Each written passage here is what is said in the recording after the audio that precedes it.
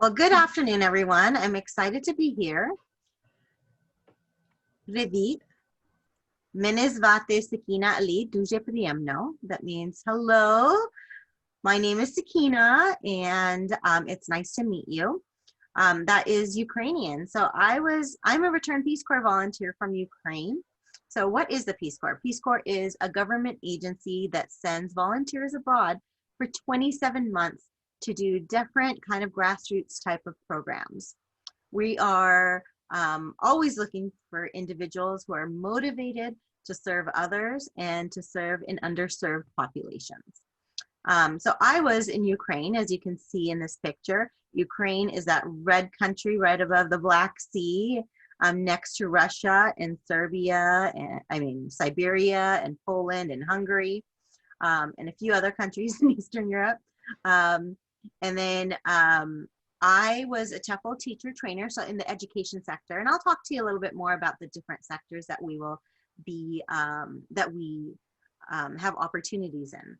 So my main assignment was as a TEFL teacher trainer. That means every 5 years, teachers in Ukraine would have to come back and be recertified to teach. And I would teach those 1-month-long courses to the English language teachers to help them learn about the newest methodology and to also discuss better management skills, student management, classroom management, even just daily, work organization and stuff for teachers. Then also talk about different kind of activities they can do in the classroom and lesson planning and things like that.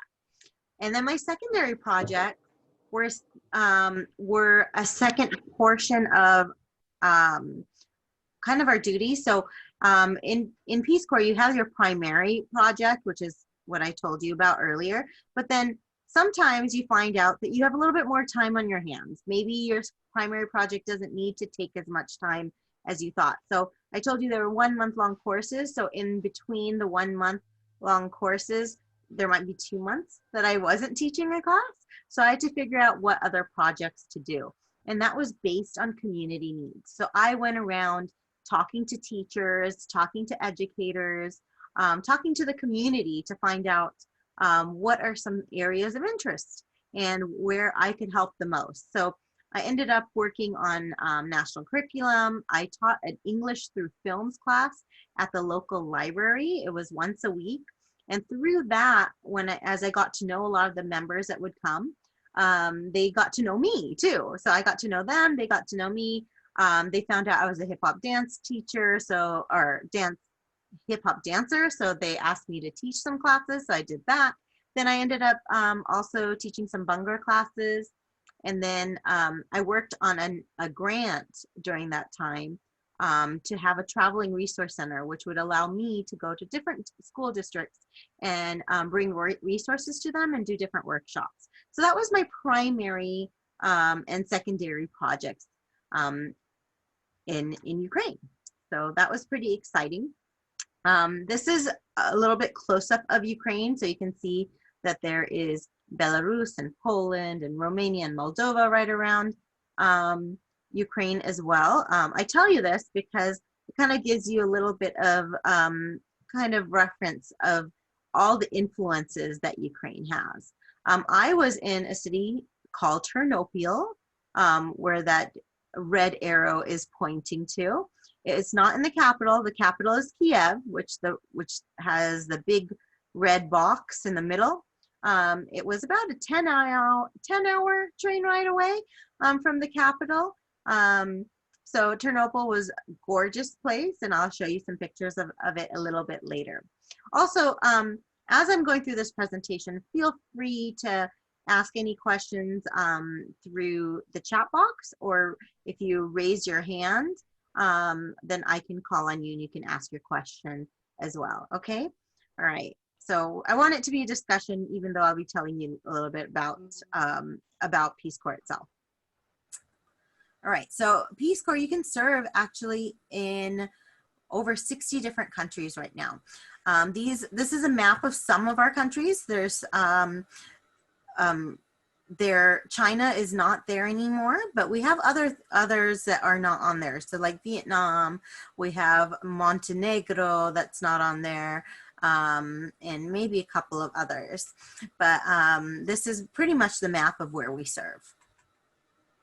So service is 27 months. I told you earlier that it was 27 months. It's broken down into 3 months and then 2 years. So the first 3 months, we call it pre-service training. We give a full-on training for what you're going to be doing and to be able to assimilate into the culture and really do well in that culture. So the first 3 months, that includes training on language. So 3 months of intensive language lessons, plus culture lessons, plus we get safety and security lessons, also health lessons, and of course, work training as well. So there's a lot of training that happens during that time. If you notice, my bottom right corner shows my language classroom where we had words everywhere.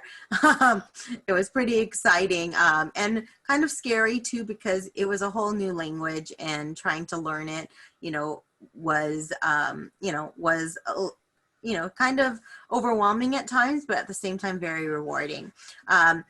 I was in the bottom left corner. You'll see me next to a heater because I was always cold. I'm from California, born and raised. So anything under, 65 degrees, I'm freezing. And so I in many of the pictures that I have, I'm always wearing a sweatshirt. I have like, a scarf around me or a jacket. It just depends. I was always cold. But that being said, that also reminds me of how you can apply.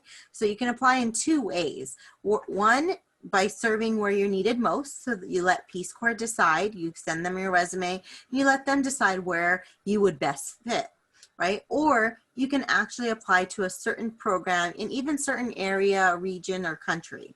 So I applied to the education sector, but then I was very general and said, send me wherever I'm needed most.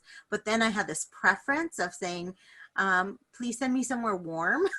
And I said, I'll live in a mud hut. I don't need electricity or running water. Just, I need a little bit of warmth. And I thought, okay, they're going to send me to Africa. I'm sure of it. And that's what I was kind of hoping to go to. But at the same time, I was open to anywhere. And they came back with telling me about Ukraine. And I thought, okay, well, at that time, I didn't even know where Ukraine was. So I went and looked it up, and all I saw was Siberia, and I just thought of like Siberian Huskies and that it's cold there, and I don't know if I could do it. And so I called them back and said, are there any other opportunities? And she said, yeah, of course there are. She offered me Jamaica, and I thought, okay, perfect. That's great. It's warm. It's not too far away even. But she said that it wasn't going to open up for 8 months. So I had to kind of wait for a while. And I thought, do I want to wait or do I want to just go? And I was ready to go. I was itching to go and get that part of my life moving forward, right? So I decided to go to Ukraine, and I am so happy I did, because it's a place that I would have probably never gone to or thought about going to. So it was a really great aspect or place to, end up. On the top pictures are my cohort. So you go in with a cohort, and my cohort actually had 127 people. We all went together, but then we had a smaller group of 10 that lived within the same town or area, and then 5 of us were split into 2 groups of 5, and those 2 groups of 5, we had our own teacher and our own classes, and we're getting our language lessons. And then sometimes the 2 groups of 5 would get together, and we'd have like health training and safety training and cultural training. We do that together. And so those are pictures of my group and some of our host family members too. So during that time, you're also with the host family for those first 3 months. And I had the most amazing family. In fact, I just talked to my host sister yesterday. She's the one wearing the black sweater with the stripes in the bottom right and also in the top left corner. She and I are always dancing. She was my host sister. She was my same age, but she was married and lived in a separate home, but she'd come over every single day. And then host mothers to the right in the blue, she was really integral to my language learning as well. It was wonderful because she would actually walk me halfway to class. I felt like a little girl because I felt like I was like holding on to my mom's hand as she's walking me to class, even though she wasn't holding my hand. But she would like point out things and, you know, say, what's that? What's that? What's that? And I would have to repeat those words in Ukrainian. So she would help me really learn that language, or she'd like help me. She'd say, okay, let's count. And so we'd count in Ukrainian, or we'd say the days of the week, or the months of the year, you know. So she'd really help me practice that initial language skill. She also would give me a stack of sticky notes, and she'd say, okay, go ahead and label everything in the house. Once you've used that whole sticky note, then you can eat. And so I learned how to, you know, write really quickly and, you know, label everything in the house. And that really did help me with my vocabulary and increase that much faster, I think, than some of the other volunteers that I was with. And I told you that 3 months is super intense, which is great. And I was a zero language. I had zero language proficiency in Ukrainian. I learned how to say привіт, which is hello, on the flight over. So I had no idea what Ukrainian language was going to be like. But in 3 months, I became a high intermediate. So it is possible to get this, you know, get a language under your belt within 3 months. And once that 3 months is over, they feel that you are trained, that you are aware of your surroundings, you know how to, you know, basically be able to integrate into the different communities. So then you are sent to your actual site of service. So after the 3 months, you're sent to your site, and that's where my site was, about 10 hours of a train ride away from the capital, because our site was close to the capital where we were. I mean, our training site was close to the capital. So in Ukraine, we get a second host family at our actual site. So that on the bottom left is my second host family. It was really interesting. They really were typical of that area, because the grandmother, or babusia as we called her, she spoke to me mostly in Polish, because that part of Ukraine had a lot of Polish influence and Hungarian influence. And then the host mother would speak to me sometimes in Russian, sometimes in Polish, sometimes in Hungarian. I was all over the place and kind of confused, but I learned a lot of words and they understood me. So that was what was really important. And we were able to communicate with each other. But that I didn't see them as much, because at that point I was working. So I did a lot of work, but they were a great family to also be with. And the host brother was visiting, and his fiance at the time was a woman in the back. So of course, I went there 15 years ago, so, or I've been back 15 years. So I'm still very fond of my host families, and we still keep in contact. It's lifetime friendships and relationships that you build while you're gone. Right. So another thing about what I learned about there is the culture. They love to sing, and this is some of the traditional outfits that they wear at different holidays and services. I also got to learn a little bit about religion there, because they are Orthodox Catholics there. And on Easter Sunday, which was really exciting, you go out and you take your baskets of food, and the priest goes around and blesses whatever you bring. And it's really interesting because, you know, I grew up here thinking, okay, Easter is about, like, you know, Easter egg hunts, coloring eggs, eating peeps. I don't know, but over there, it was very, you know, they have different traditions, and it was really neat to see what those traditions were. I found out that my host's mother actually worked for a chocolate factory, and I only found out the last 2 weeks. It was somewhere lost in translation, I guess. So the last 2 weeks I was living with her, I found out that she worked at a chocolate factory, and so then she actually gave me and a few other volunteers a cooking lesson, and we made tarts and different chocolates. It was so great. Ukrainian chocolate is amazing. It's kind of like Belgian chocolate, dark chocolate, and just delicious.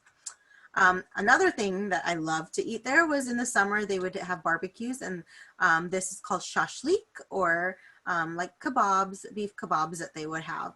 And of course, I'm showing all the things that I loved while I was there, but there were a few foods that were kind of different for me, and, you know, things that I had never tried. For example, they had in that same type of jar where the meat is in, they used to have like chunks, square chunks of pig fat called salo, and they would actually, you know, just kind of take it and bite into it like it was like a stick of butter or something. So that was a little odd to me and weird, but you know, that's something that they grew up on, and it was really interesting to see that too. They'd also melt it and use it in like mashed potatoes and things like that too.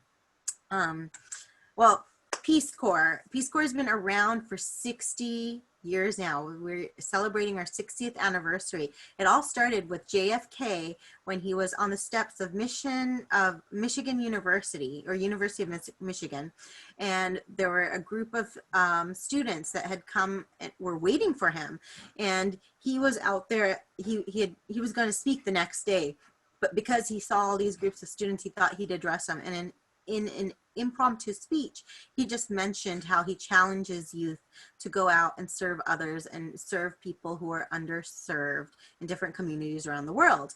And it was just something that he had, you know, said. And then once he was inaugurated in 1961, Peace Corps became an agency. It's one of the fastest growing agencies.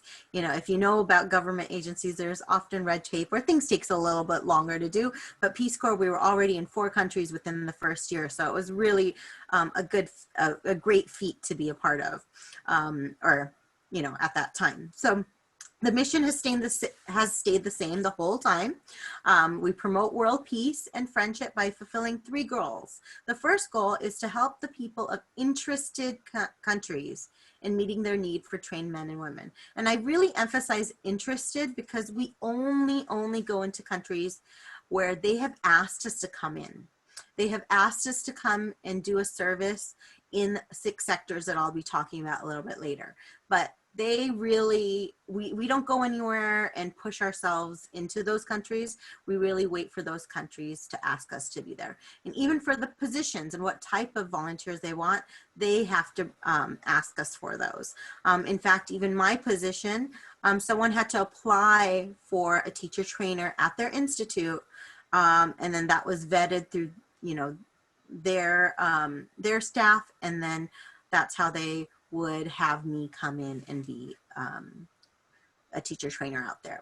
Now, the second 2 goals are really about cultural exchange. So we're going there teaching about America through our eyes, and then we're also learning about the country and that community that we're serving in and bringing it back to the US and telling people about it.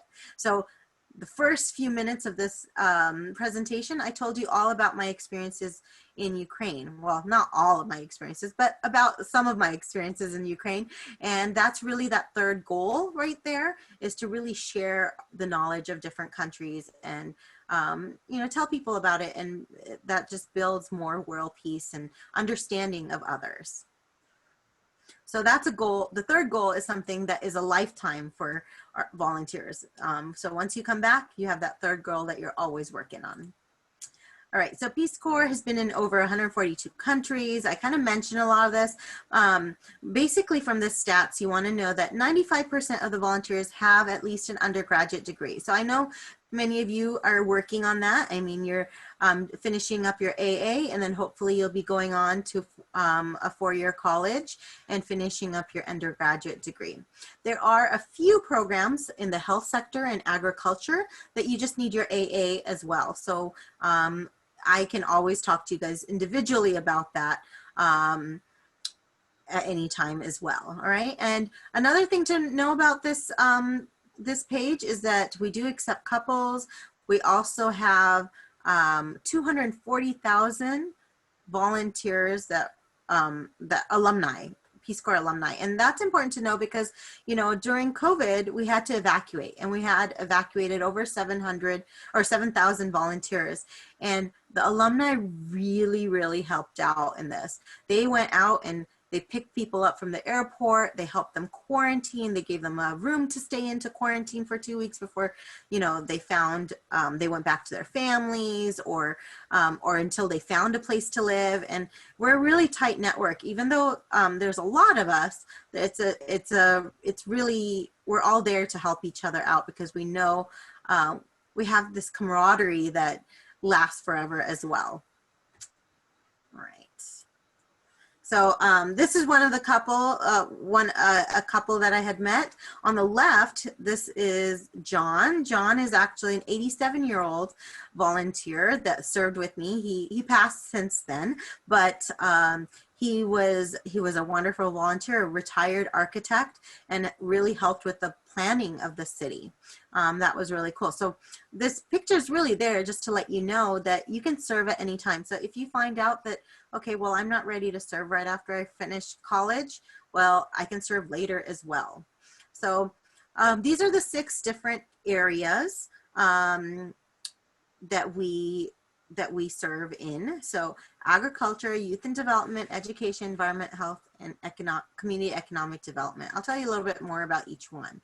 So agriculture is really about improving like biodiversity, helping generate agriculture related income, and increasing dietary diversity also in many of those countries. We're in over 15 different countries. And, you know, before we evacuated, we had 683 volunteers out there. Then community economic development is another sector. Usually these are people who have a business background or finance background, marketing background, and they're helping with community-based development projects. They're helping with local businesses and also with NGOs, all right? And we're in about 16 countries there. Ed volunteers, I told you about me. I was a teacher trainer. I was part of there's basically 3 types of volunteers. There's literacy volunteers, math and science volunteers, and then teaching English as a foreign language. And then I was a specialist as a teacher trainer. So that is by far the largest sector, because that is the sector that most countries want us to come in and serve. They've asked for educators, and so we provide educators as much as possible. So as you can see, there's a lot, 3,000 of the 7,000 were educators, so almost half were educators. Then we also have the sector of environment. And this has 5 different areas: youth environment education, so you might be working with youth and still teaching, soil and water improvement, tree planting, nursing, reforestation, coastal resource. That's pretty exciting if you're a marine biologist or in biology. Coastal resource, you help with building back coral reefs, which is really exciting. And then WASH, which is water sanitation and hygiene, and helping with irrigation and different things like that. So that's pretty exciting as well. And then we have health volunteers. The health volunteers work on a lot of advocacy. So HIV/AIDS advocacy, maternal health, child health, nutrition classes, also even like oral hygiene, and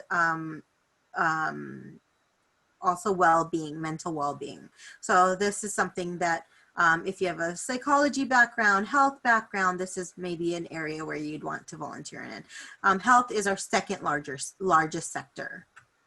And then we also have youth development. And this is, I always think of youth development as like the YMCA. What does a YMCA provide? They usually provide clubs for people to go to. They do camps, leadership camps, mentoring, after school projects. And that's basically what a youth development volunteer would do. This is our smallest area, so that means that less countries have asked us to serve in this area, which means that it's the most competitive. So if you're really thinking about this, this is a competitive part. So you want to have a lot of experience under your belt to be able to be a youth development volunteer. Right, so there's lots of benefits of being in the Peace Corps. What I wanted to tell you about is during and after. So during, everything is paid for. Your housing is paid for, your living expenses, your travel there and to back, your medical and dental coverage. You get checkups every year. You get cleanings and all of that. That's all included. If you have student loans, and if they're federal student loans, they're all deferred to when you come back, and there's no interest that accrues during that time period either.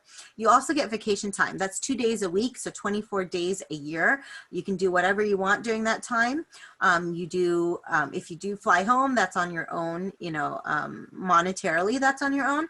But most of us would actually go and visit other places. So you saw that map with all the different countries. So most of us went around and visited within Ukraine, but also the surrounding countries. So I was lucky enough to go to Hungary and Greece, and also Turkey during my time.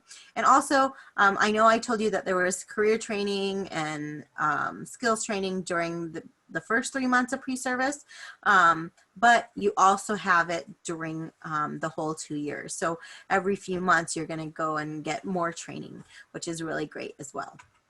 And then there's, of course, a lot of great benefits after, and I will tell you, I partook in many of these. So more than $10,000 in transition funds. That's really to help you readjust to life back in the US. So you get that right after you get back. Some people use it to travel and just keep traveling until they need to come back. Some people use it, like I did, for a down payment on a car when I came back, and for first month's rent. So that is something that people do. Some people just save it and pay off student loans and things like that too. You can do whatever you want with it. There's also graduate school benefits. This is where I get really excited because I use that graduate school benefit, and I had 100% tuition paid program that I was a part of. So we have 25% to 100% tuition paid partner universities. So there's programs that will be 25% to 100% tuition paid where you don't have to pay for that, which is exciting. And the one that I went to luckily had 100% tuition paid, and I was able to get my graduate school completely for free. In fact, that is a lifetime benefit. So 10 years after that, I decided to go to not graduate school. Well, it is graduate school, but get my doctorate in educational leadership. And that university, even though it wasn't one of the partner universities, they honored 25% tuition reduction based on me being a Peace Corps volunteer. So that was really exciting as well.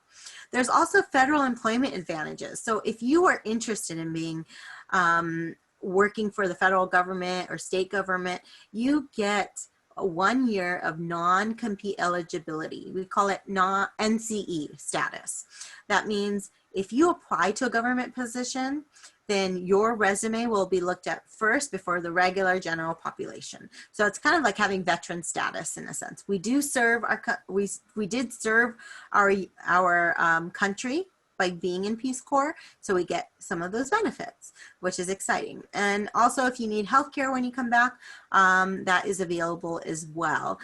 Most people don't usually get into the need to access healthcare because they're going to school or they get a job right away that provides healthcare. So that's the great benefits afterwards. Also, a lot of people have questions about safety and health. Really, there's nothing to worry about. We don't send anyone to an area that is unsafe. Okay, so if there's a war going on, if there's revolutions going on, if there's even some civil unrest, we don't send people to those type of areas. We also have security officers available 24/7, as well as medical officers. We train you on that health and safety at the beginning, but also there's continued training just to make sure that everyone knows, the emergency evacuation routes and things like that, just in case. We haven't really had to use it, except for this is the first time with COVID that we had to use it in the history of Peace Corps. It's the first time that we've had the whole, all of our volunteers evacuated. But prior to that, we might have had a couple of countries here and there because of civil unrest, but usually it's not that bad. And in fact, when I was in Ukraine, there was a scare of the avian, avian virus, the bird flu virus. And so there were certain areas in Ukraine that people, that volunteers were taken out for 2 weeks, and then they realized that it was a safe area, so they were placed back there. So it was, if there's any kind of threat, they do really help out. And then you have you have the U.S. government support, so everyone is registered with the U.S. Embassy in those countries, so they know where you are and can help you if needed. And then we also have a dedicated victim advocacy. So, you know, people ask, well, is it safe? Am I going to be safe? Can you guarantee my safety? Well, you know, I can't guarantee anyone's safety anywhere. You know, there's crime all over the world. And I made the mistake before I went to Peace Corps, like 2 days before, that I read the crime report about Ukraine, and I was like, oh my gosh, I'm gonna die there. There's so much crime. And actually, if I had compared it to like LA, crime in LA, it would have been like a drop in the bucket, but I didn't do that. I learned to do that after I was there. So just remember, there's crime everywhere. It just depends on if you know how to be safe, right? You're not gonna go walking in a dark alley by yourself. And Peace Corps is going to let you know, okay, where are the areas that you should probably not be alone, and where are the areas that you should, you know, be a little bit more vigilant, and maybe you should just stay away from. So they do help you with that. And but you know, crime happens, and if that were to happen, there is a dedicated victims advocacy unit to help you in any way you need. So I was there during the Orange Revolution, and we were on high alert because we didn't know if the Orange Revolution would turn violent. It was considered the most peaceful revolution in history to date because not one person was hurt, not even someone like who fell during the time period. It was very peaceful, and it was really neat to see it. We were told not to go out there, but I had to sneak out and see it myself because I heard such great things, and that people really had a lot of camaraderie, and you could hear it. Like they were chanting constantly, "We stand together, we stand strong, we stand together, we stand strong." And it was all in Ukrainian, and you felt like, oh my gosh, you want to stand there with them and be strong with them. And they were just, you know, trying to show that, you know, they can make change. And it was really neat to be a part of that as well. So this leads me to the application process. There's a lot of steps here, but it's pretty easy. And I'm here to help you with really the second step. The first step is kind of up to you to kind of look at the current openings, to look at the different positions that might be interesting to you. And then 2 is to actually apply. But before you apply, you can connect with me, and I can go over your resume. I can go over your motivation statement, review those, help you make them better so that you put your best foot forward. So I'm here to help you with that. And also when you get to the interview process, even to kind of do some mock interviews if you need it. And then kind of just, you know, be there along until you depart. So there's a few different steps afterwards, and we kind of go through each one of those as they come. All right. I don't see any questions so far, but I keep going until I do. Okay, so do your research. Read stories by volunteers. So we have so many stories on the website. Volunteers are sharing, and we have, if you go on YouTube and just look up Peace Corps, you'll see all these videos of people, and you can see them in their daily life out there. You can see what they have to deal with, what they're going through. Also, you know, some of them are good, some of them are bad, but just remember, it's the person who really can make a great, have a great experience, and how they react to the challenges that they're faced. You know, Peace Corps isn't easy. You're going to a new country, you're learning a new language, you're learning to be a part of a new community that you're unaware of, right? So it is a challenge, but it's very, very rewarding. You have so many things that you can, that you learn from there. Not just all of those benefits, but those relationships you make, the difference you make in people's lives is amazing. And then on top of it, that's what, I mean, I went there to make a difference, right? But really, they made a difference in my life. They, like, Ukrainians really improved my life, made me think of get a better understanding of who I am, right? Get a better understanding of what I can do in life. I got so many great opportunities that it was just amazing. So anyways, do your research when you're ready to apply. There are they're posted jobs. So this is what it looked like before COVID. And now it's a little bit different. It just says departs mid 2020 or mid or end of 2021, sorry, mid 2021 or end of 2021. And it doesn't have the country listed. It just has the region. And there's a reason for that, because we're not sure which countries will open up first, right? We don't know when there'll be a lift on travel. So we are already going to a few countries in January. The lift has, there's been a lift on a few countries already. So those people who are going there are the ones that were evacuated previously or had applied already in the past and have been waiting this whole time to go. So those are the people who go in there at that time in January, February, March, and April, and then the mid 2021s are the ones that the applications that we're looking at, that if you apply now. So either mid 2021 or end of 2021. But most of you guys are still working on your AA, so you might not be applying for a couple of years, which means that it'll probably go back to this way that you see it here now. All right. And I see there's a little note from Jana that the Career Center can help draft and prepare a resume. That's wonderful. That's a great place to start. The difference between a normal resume and a Peace Corps resume, it's a little bit longer because it's more like a federal government resume, which is 2 to 3 pages. So I know a lot of places say 1 to 2 pages max resume, but for Peace Corps, we really want you to give us as much information about you as we can. And that should go over a lot of these skills. So required skills, that you have a bachelor's degree or 5 years of professional work experience. So you're gonna put in your bachelor's degree there, right? And if you have that, then you meet the required skills. Then there's desired skills. Now, desired skills, this particular job opening is, I believe, for a health volunteer. So it has a lot of desired skills in the health sector, right?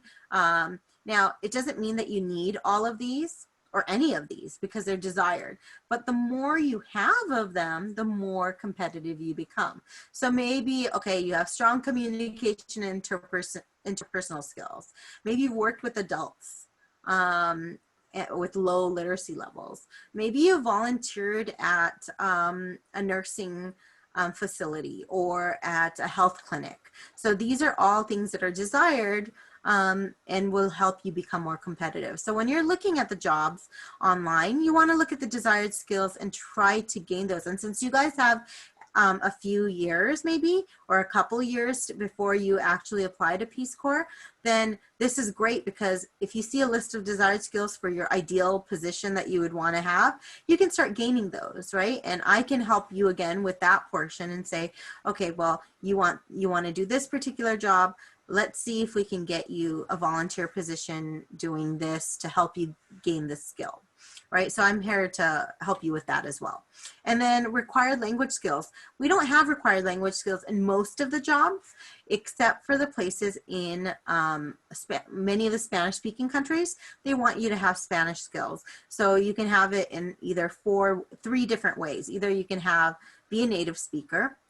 You could have completed 4 years of high school Spanish if it was within the last 8 years, or 2 semesters of Spanish college work if it was in the past 6 years.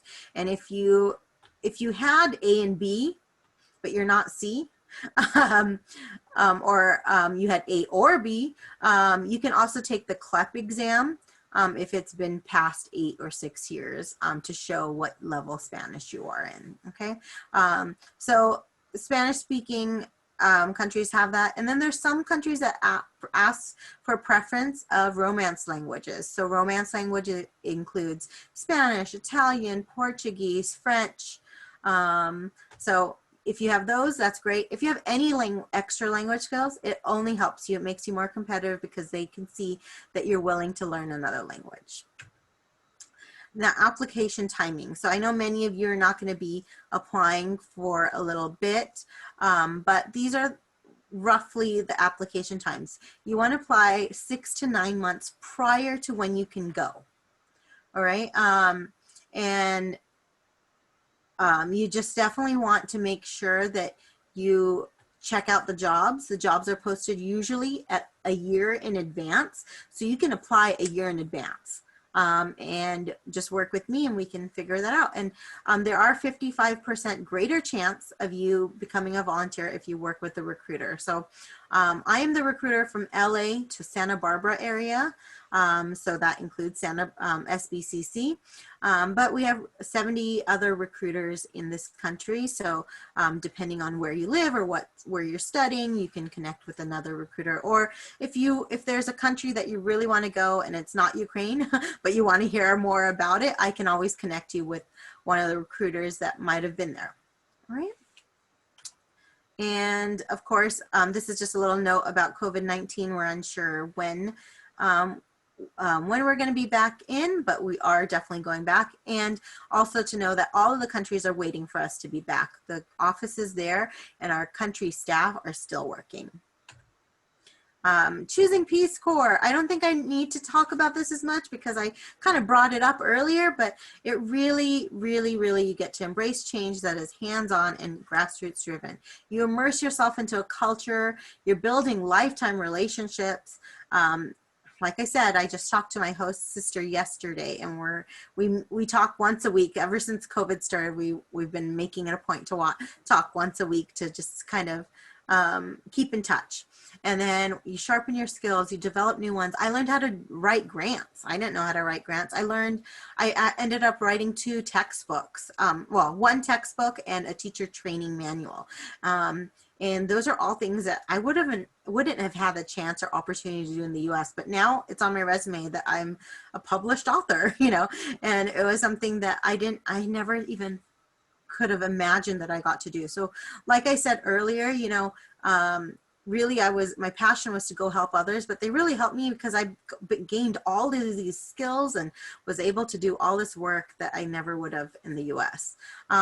And you get challenged. You get to meet different people and, you know, see their day of life, and you get to, I don't know, experience that culture, which is something that you can't really do in the US. And then the other thing is that you are people's window to America. People get to learn about America through you. Right, so this is my contact information. I think we gave you this link earlier. That link is to just make sure that you get me your information. So if you have any questions, I can send you some emails, and we send a monthly email out just to kind of give you an update of what's happening with Peace Corps. And at any point you can say, hey, Sakina, can you stop those emails? And I can definitely stop them for you too. But they're a way for you and I to get connected and kind of for me to send you more information particular to you. So that's what I'm here to do, is help you with that information. And then I just have a couple more slides. This is me in Ukraine. This is the same lake in both pictures, once in the summer and one in the winter, and I learned how to ice fish. That was pretty cool. A lot of people were ice fishing in the lake, and that was very close to my place. And this is the window. This is a window from my apartment opened up to a school that was right next to me. So I got to wake up to the bell every morning, which is perfect because then I was never late to work. And it was really neat to see, like, when they had different events outside. And then these are some of the secondary projects I did. Worked on a community garden, did a leadership camp, did a theater camp. And then on the top left is my counterpart. You get set up with a counterpart. The counterpart is someone from that country that applied for you to be there and is going to help you integrate into that community and that institute or wherever you're working. So she was amazing. She and I were great friends. In fact, I was integrated into her family as well in the top, would have dinners with them all the time. And I was very lucky that my parents came and visited me too. So that was really exciting to have them there. They loved it so much that they ended up staying 6 months and volunteering themselves. And it was really cool because they really got to see what I was doing, and they really fell in love with just helping others as well. And I think they've always been a role model of mine by helping different communities of need throughout their lives. And so they were kind of wary about me going into Peace Corps, but then when they came out there and saw what I was actually doing, they were very excited about it, and they got to, you know, experience it for themselves. And it was really nice because then when I came back to the US, I had less of reverse culture shock because I could talk to them about it. They knew what I was experiencing, what I saw and what I was going through. So that was really exciting. So we always encourage you to ask your family to come, your friends to come, you know, visit you there if they can, if they have the means to do it, because you know, that's again increasing that world friendship and peace. Any questions? I'm gonna go ahead and stop the share so I can see you guys, and feel free to ask any questions. Thank you, Sakina. I'm going to go ahead and send out an email afterwards to make sure everybody has your information. It was such a great set of info. And if anybody does have questions, now's a perfect time. You can just ask it live or put it in the chat. But I know many of you said that you were in I think anthropology, psychology, sociology, health. So these are great professions to really join the Peace Corps. I mean, not only for the education sector, but the health sector, especially if you have that health and psychology background, you can help with mental health as well as advocacy. In every one of these sectors, have a little bit of education involved in them because you're going to be teaching others. It just might not be in the classroom. Like in the education sector, it's in the classroom, but in other areas, it might be like on the farm or at the business or, you know, doing workshops. So it's, the education is part of it. So having that as one of your volunteer projects that you've been doing right now or currently will start, those are great ways to make you more competitive. great. And I forgot to, or I didn't introduce myself at the beginning because you just went right into the presentation, which was fantastic. So now on the back end, I want to introduce myself, Gianna Mori. I'm working in the Career Center. And we also have Christina McGuire with us here today. She also works in the Career Center, and we're available to help answer your questions as well or connect you with Sakina. And like I said, I will be doing a post presentation email to all of you and provide the websites and things like that. But we can help you with your resume. We can help you figure out anything that you need to regarding Peace Corps or other opportunities that you might be interested in.